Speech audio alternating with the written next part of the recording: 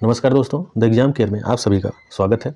आइए हम स्टार्ट करते हैं बाल विकास और शिक्षा शास्त्र के टॉप 30 क्वेश्चन, जो कि सीटेट 2024 के लिए मोस्ट इंपॉर्टेंट क्वेश्चन होंगे और सभी क्वेश्चन प्रीवियस ईयर में पूछे गए क्वेश्चन हैं। ठीक, तो आप सभी लोग वीडियो को पूरा देखिए, जिससे कि सभी मोस्ट इंपॉर्टेंट क्वेश्चन आप देख सकें और जो ही आ रहे होंगे उसे याद कर लीजिएगा।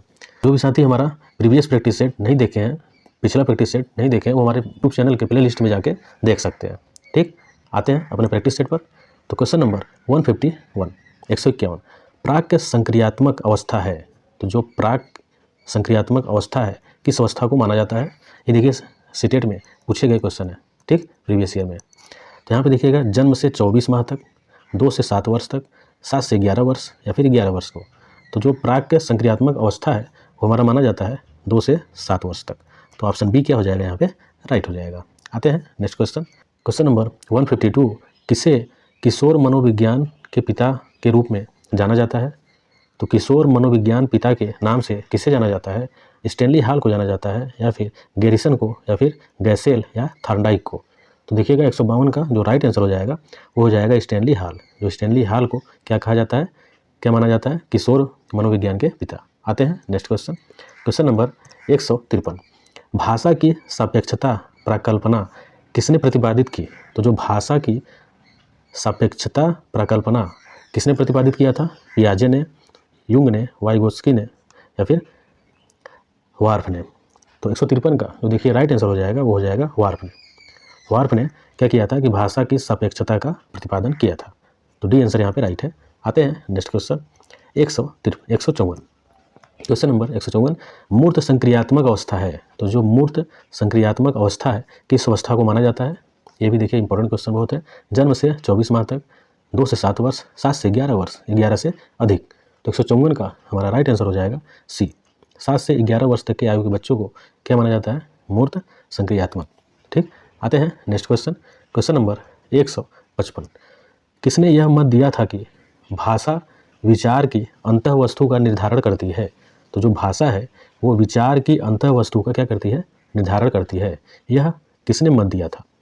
तो देखिए फ्रायड ने, वुंट ने या फिर पियाजे ने या फिर वार्फ ने। तो 155 का राइट आंसर हो जाएगा वार्फ ने। ठीक, यहाँ पे देखिए भाषा जो है विचार की अंतः वस्तु का निर्धारण करती है, ये वार्फ ने मत दिया था। आते हैं नेक्स्ट क्वेश्चन। क्वेश्चन नंबर 156 एक पूर्व विद्यालय बालक कहता है सूर्य आज उदास है। बालक निम्नलिखित में से किस संप्रत्यय की अभिव्यक्ति कर रहा है। ध्यान दीजिएगा, पूर्व विद्यालय बालक का मतलब है एक छोटा बच्चा, शिशु के बारे में बात कर रहा है जो अभी विद्यालय नहीं जा रहा है। ठीक, तो सूर्य आज उदास है, वो बालक अगर ऐसा कह रहा है तो किस संप्रत्यय की अभिव्यक्ति कर रहा है, सजीव चिंतन का, केंद्रीयता का, पारंपरिकता का या फिर वस्तु स्थायित्व का। तो 156 का राइट आंसर हो जाएगा सजीव चिंतन का। ठीक, ये आंसर राइट है। आते हैं नेक्स्ट क्वेश्चन। क्वेश्चन नंबर 157 निम्न में से किसका संबंध मूल दुश्चिंता एवं मूल शत्रुता के संप्रत्ययों से है। तो देखिएगा यहाँ पे कोनरेड लॉरेंज, क्लार्क हल, केरेन हार्नी या फिर सीजी यूंग। तो किससे है, ध्यान दीजिएगा 157 का राइट आंसर हो जाएगा सी, केरेन हार्नी से है। ठीक, ये भी एक बार पूछा गया क्वेश्चन है प्रीवियस ईयर में। आते हैं नेक्स्ट क्वेश्चन। क्वेश्चन नंबर 158 बच्चे का किस प्रकार का विकास विद्यालय और शिक्षक द्वारा प्रभावित होता है। तो बच्चे का क्या विकास जो है विद्यालय और शिक्षक द्वारा किस प्रकार से प्रभावित होता है, मानसिक, सामाजिक, संवेगात्मक या फिर सभी। तो 158 का राइट आंसर हो जाएगा ये सभी। ठीक, मानसिक भी होता है, सामाजिक भी होता है, संवेगात्मक भी होता है।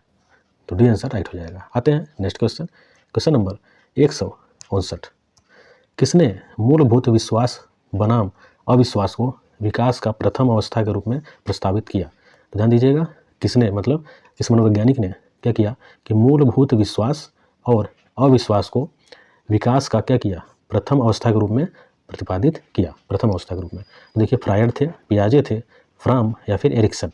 तो 159 का राइट आंसर हो जाएगा डी, एरिक्सन ने। ठीक, एरिक्सन ने किया था। आते हैं नेक्स्ट क्वेश्चन। क्वेश्चन नंबर 160 एक बच्चा सदैव दूसरों के प्रति सहानुभूति दिखाता है, यह आदत कहलाती है। तो कोई बच्चा है क्या कर रहा है कि सदैव दूसरों के प्रति क्या कर रहा है, सहानुभूति दिखा रहा है। ठीक, यह आदत क्या कहलाती है? विचार संबंधी आदत, भावना संबंधी आदत, नाड़ी मंडल संबंधी आदत या फिर नैतिक आदत। तो 160 का राइट आंसर हो जाएगा बी, भावना संबंधी आदत। ठीक, ये आंसर राइट है। आते हैं नेक्स्ट क्वेश्चन। इसमें देखिए सभी क्वेश्चन प्रीवियस ईयर से लिए गए हैं, तो सभी मोस्ट इंपॉर्टेंट क्वेश्चन है। तो जो भी साथी चैनल को सब्सक्राइब नहीं किए हैं, चैनल को जरूर सब्सक्राइब कर लें। तो यहाँ पे दिया हुआ है 161 में कि बालक के निम्न में से कौन सा सामाजिक संपर्क का स्रोत सबसे प्रारंभिक और सबसे अधिक चलने वाला है। तो यहाँ पे देखिए जो बालक है इसमें से कौन सा जो है सामाजिक संपर्क का स्रोत सबसे प्रारंभिक, सबसे पहले और सबसे अधिक चलने वाला होता है। तो शिक्षक है, परिवार है, सहकर्मी या फिर मित्र। तो 161 का राइट आंसर हो जाएगा बी, परिवार। ठीक, बी आंसर यहाँ पे राइट है। आते हैं नेक्स्ट क्वेश्चन, क्वेश्चन नंबर 162। निम्नलिखित में से कौन सा भाषा के विकास को प्रभावित नहीं करता है।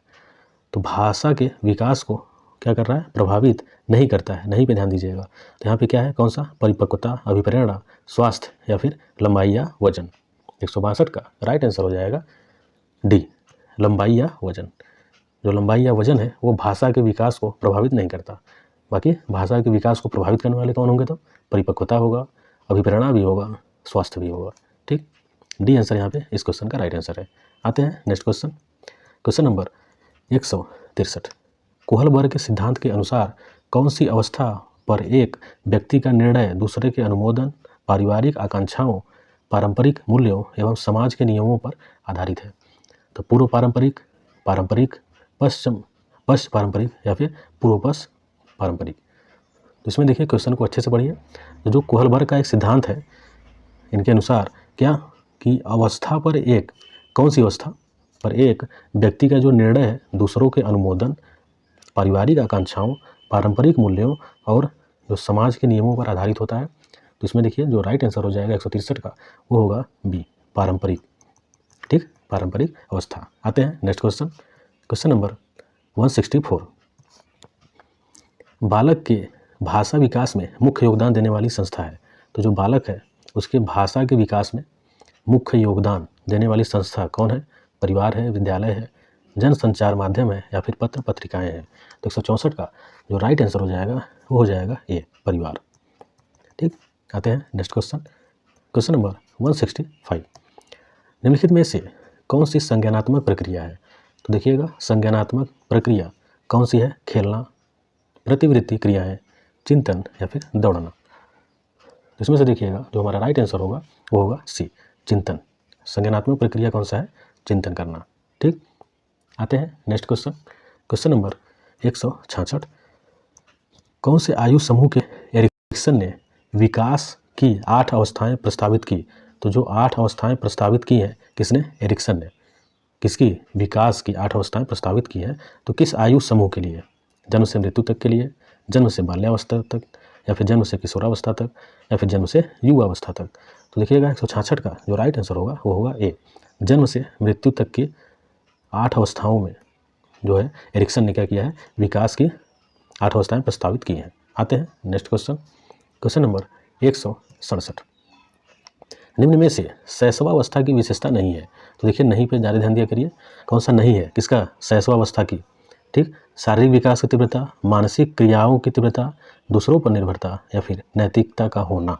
167 का जो देखिएगा राइट आंसर यहाँ पे होगा वो होगा डी, नैतिकता का होना। तो जो शैशवावस्था है उस टाइम पे नैतिक विकास नहीं होता। ठीक, बाकी जो शारीरिक विकास की तीव्रता होती है, मानसिक विकास, मानसिक क्रियाओं की तीव्रता होती है, दूसरों पर निर्भरता भी होती है। ठीक, आते हैं नेक्स्ट क्वेश्चन, क्वेश्चन नंबर 168। संवेदना ज्ञान की पहली सीढ़ी है। यह किसका विकास है? जो संवेदना है वो क्या है कि ज्ञान की पहली सीढ़ी होती है। ठीक, तो यह किसका विकास करता है? मानसिक विकास है, शारीरिक विकास है या फिर ध्यान का विकास है या फिर भाषा का विकास है। तो देखिएगा 168 का राइट आंसर होगा ए, मानसिक विकास है। ओके, आते हैं नेक्स्ट क्वेश्चन, क्वेश्चन नंबर 169। किसको प्रशिक्षण द्वारा व्यवहार में संशोधन की प्रक्रिया माना गया है? तो कौन है जो कि प्रशिक्षण के द्वारा, किसके द्वारा? प्रशिक्षण द्वारा व्यवहार में संशोधन की प्रक्रिया माना गया है। शिक्षण को, अधिगम को, अभिप्रेरणा को या फिर निर्देश को। तो 169 का जो राइट आंसर हो जाएगा वो होगा बी, अधिगम को। अधिगम को माना गया है कि प्रशिक्षण के द्वारा व्यवहार में संशोधन किया जा सकता है। आते हैं नेक्स्ट क्वेश्चन। Question number 170। किशोरों को नहीं दिया जाना चाहिए क्या?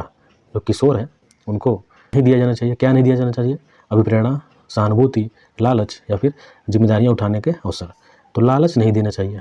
ठीक, सीधा सीधा आंसर है। आते हैं नेक्स्ट क्वेश्चन। Question number 171। एक शिक्षक शिक्षार्थी के मानसिक विकास का ज्ञान प्राप्त करके जिसकी योजना नहीं बन सकता वह है। ध्यान दीजिएगा, कोई शिक्षक है वो क्या कर रहा है कि शिक्षार्थी के मानसिक विकास का ज्ञान प्राप्त करके, शिक्षार्थी के मानसिक विकास का ज्ञान प्राप्त करके जिसकी योजना नहीं बन सकता वह क्या है? पाठ्यक्रम की, शिक्षण विधि या फिर विषय वस्तु का चयन या शारीरिक विकास। तो 171 का जो राइट आंसर होगा वो शारीरिक विकास का योजना नहीं बन सकता। बाकी विषय वस्तु का चयन हो सकता है, शिक्षण विधि भी बदली जा सकती है, बनाई जा सकती है, पाठ्यक्रम भी बनाई जा सकती है। ठीक, आते हैं नेक्स्ट क्वेश्चन। Question number 172। किशोरों की जटिल अवस्था के कारण किशोरों के अध्ययन का विषय होना चाहिए। जो किशोरों की क्या है कि जटिल अवस्था के कारण किशोरों के अध्ययन का विषय होना चाहिए। तो क्या होना चाहिए? शारीरिक, मानसिक, बौद्धिक या फिर शरीर तथा मन संबंधी। 172 का जो राइट आंसर होगा वो होगा डी, शरीर तथा मन संबंधी होनी चाहिए। ठीक, अध्ययन का विषय किसको? किशोरों के लिए। आते हैं नेक्स्ट क्वेश्चन। Question number 173। जिस प्रक्रिया से व्यक्ति मानव के लिए परस्पर निर्भर होकर व्यवहार करना सीखता है वह प्रक्रिया है। तो ऐसा कौन सा प्रक्रिया है जो कि व्यक्ति मानव के लिए परस्पर निर्भर होकर व्यवहार करना क्या करता है? सीखता है। तो कौन सी प्रक्रिया है? समाजीकरण की, भाषा का विकास से या फिर व्यक्तिक मूल्य से या फिर सामाजिक परिपक्वता से। तो 173 का देखिए जो राइट आंसर हो जाएगा वो होगा ऑप्शन नंबर ए, सामाजिकरण से। ठीक, आते हैं नेक्स्ट क्वेश्चन। Question number 174। किशोरावस्था की मुख्य विशेषता निम्न में से है। तो जो किशोर अवस्था है उसकी मुख्य विशेषता इनमें से क्या है? आत्मगौरव का, रचनात्मक का, सामाजिक प्रवृत्ति का या फिर आत्म चेतना का। तो 174 का देखिए जो राइट आंसर हो जाएगा वो हो जाएगा आत्मगौरव का। ठीक, किशोरावस्था में मुख्य विशेषता आत्मगौरव की होनी चाहिए। आते हैं नेक्स्ट क्वेश्चन। Question number 175। किशोरों का संवेग के नियंत्रण का सबसे अच्छा उपाय होगा, उपाय निम्नलिखित में से कौन सा है? तो किशोरों का संवेग के नियंत्रण, ध्यान दीजिएगा, कौन? किशोर के संवेग का नियंत्रण मतलब कंट्रोल करना है उनके संवेग को लेके। तो सबसे अच्छा उपाय निम्नलिखित में से कौन सा है? युक्तिकरण का, प्रक्षेपण का, शोधन का या फिर दमन का। तो इसका देखिए जो राइट आंसर हो जाएगा वो आंसर है बी, प्रक्षेपण का। ठीक, प्रक्षेपण का होनी चाहिए। आते हैं नेक्स्ट क्वेश्चन। Question number 176। विकास प्रारंभ होता है, जो विकास है कब प्रारंभ होता है? गर्भावस्था से, शैशवावस्था से, किशोरावस्था से या फिर बाल्यावस्था से। तो विकास जो है, डेवलपमेंट, वो हमेशा ध्यान दीजिएगा वो गर्भावस्था से ही स्टार्ट हो जाता है। तो ये आंसर यहाँ पे राइट होगा। आते हैं नेक्स्ट क्वेश्चन। Question number 177।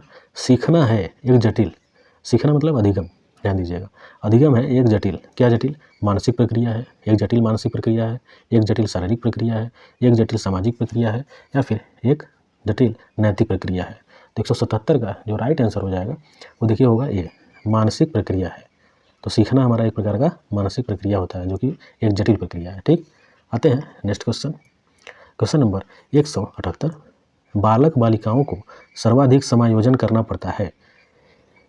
ठीक, जो बालक बालिकाएं हैं इनमें सर्वाधिक समायोजन किस अवस्था में करनी पड़ती है? वयम संधि काल में, किशोरावस्था में, शैशवावस्था में या फिर बाल्यावस्था में। तो ध्यान दीजिएगा इसमें जो राइट आंसर होगा 178 का वो होगा ए, वयम संधि काल में। ठीक, आते हैं next question. Question number 179। Karl C Garrison ने किस विधि का अध्ययन किया? तो जो गैरिसन है वो किस विधि का अध्ययन किए थे? क्षैतिजी विधि का, लंबात्मक विधि का, सांख्यिकी विधि का या फिर प्रयोगात्मक विधि का।